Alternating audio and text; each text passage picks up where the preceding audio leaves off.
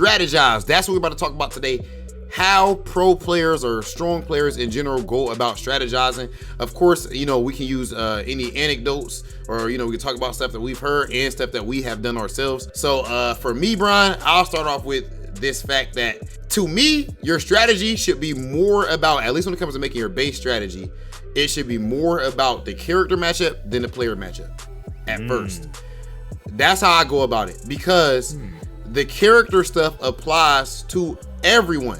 Regardless if it's Brian F. Balrog or Pugera or, Nigel or whoever, they can't give Balrog a new move, new frame data, a new jump arc, nothing, right? So your base character strategy is extremely important. I will also say this is something that it sounds obvious, but it's really not, and most people don't have this. Have a direct character strategy for every character in the game. Back before I went into full-blown media mode, host mode, when I started performing a whole lot better, it's because I could show you right now a Google Drive that has documents. This is free game. It's documents of every single character in the game, and it says strategy, and it'll say strategy 1.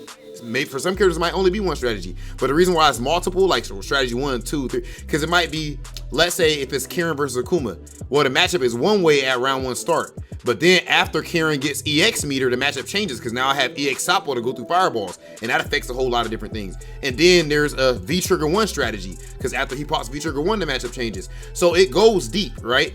But that's what you have to do. And I can tell you that the person who actually brought this up to me was, well, I thought of my own format, but Adam was one who actually brought that up to me.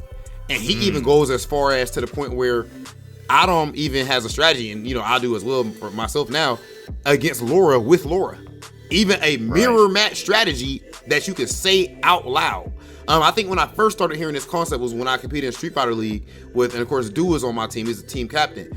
And he asked me, what's your strategy against Cammy? And I told him, but I guess I feel like I had a strategy. Like if I ask anyone their character, their strategy, they'll say something. They're not just gonna be quiet. But Du could tell the difference between that and an actual fleshed out, so you should be able to directly say what your strategy is. So yeah, I guess just to wrap that point, to let my man Brian give his side, having a strategy for every character in the game and focusing more on the character side of things. If what someone does strategically does not fit, if my opponent is a Balrog player, if my strategy is correct in the first place, that means that if they're doing something outside of this general guideline, they're doing it incorrect, and I should be able to take clear advantage of whatever that thing is. Otherwise, if they do beat me consistently, then that means that I need to change my strategy.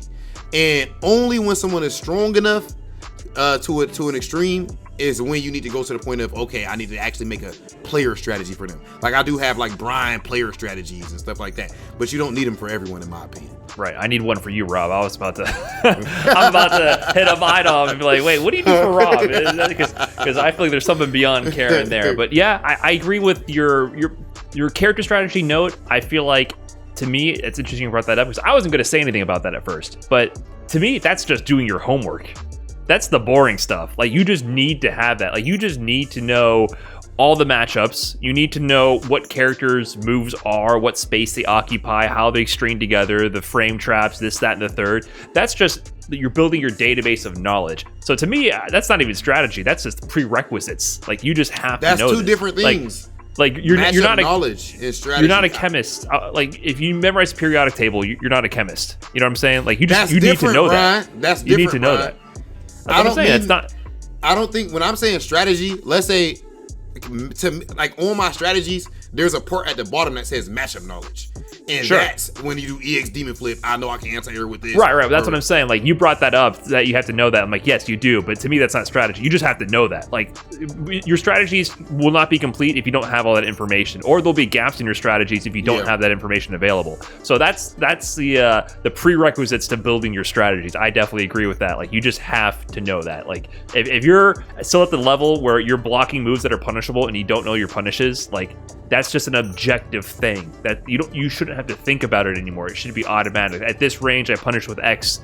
At this range, I punish with Y. With these resources, I do that. there should be some things that are flowchart just based on your knowledge. Then the strategy, for me, like one thing that I like to incorporate, since, you know, Rob mentioned like specific strategies for characters and players. One technique that I have, for example, as something to use is to observe or to refrain from overextending and going for aggressive options that open yourself up until later parts of rounds to lull them to a false sense of security. For example, with Balrog, he has options to chase down people on knockdowns based on if you quick rise or back roll, right? So usually when people fight against Rog, oftentimes they get knocked down from EX straight or something. They like to back roll to run away.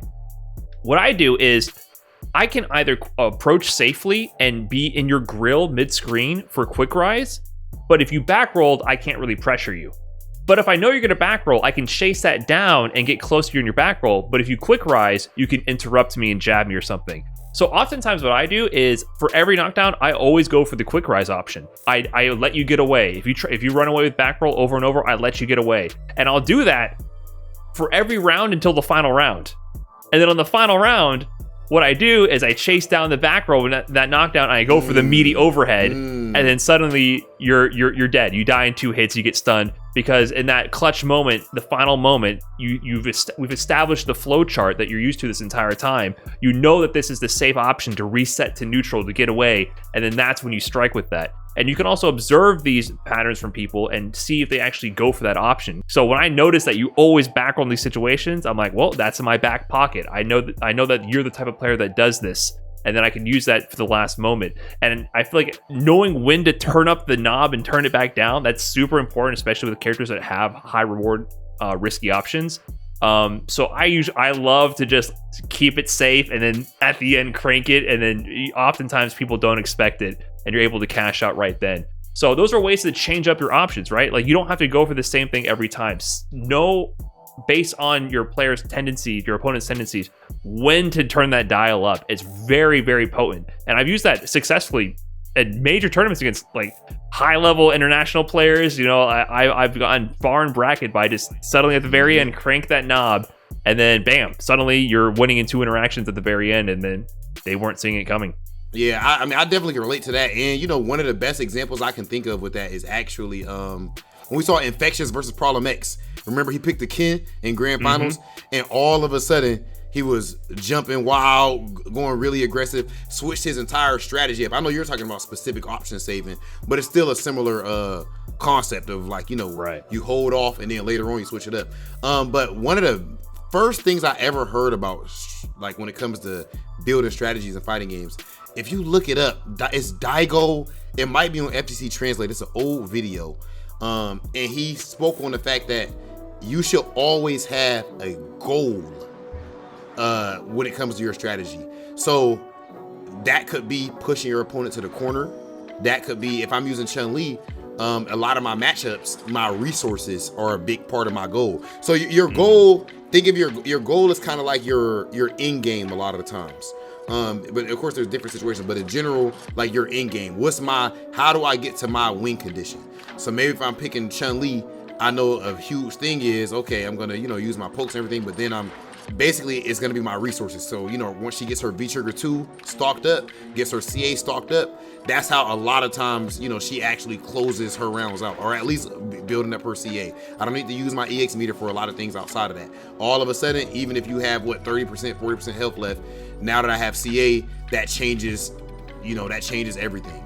Or if you're Karen, pushing your opponent to the corner.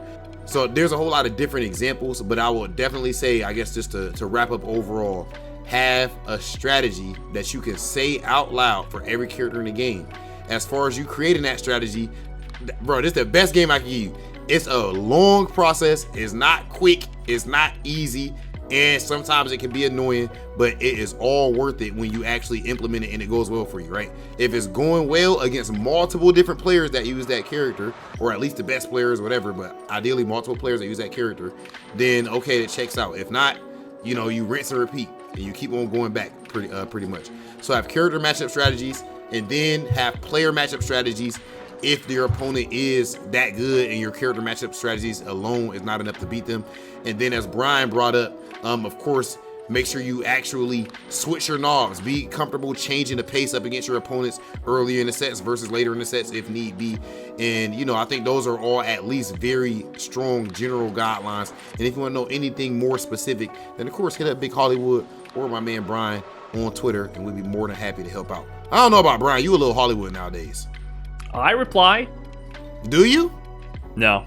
I don't think so. I don't think you really do, bruh. I'm trying to stay off Twitter as much as I possibly can, but you know, you catch me slipping up. I'm there almost every day, unfortunately. I'll reply. If you want to talk shop, talk some strategy, I'll be there for sure as well.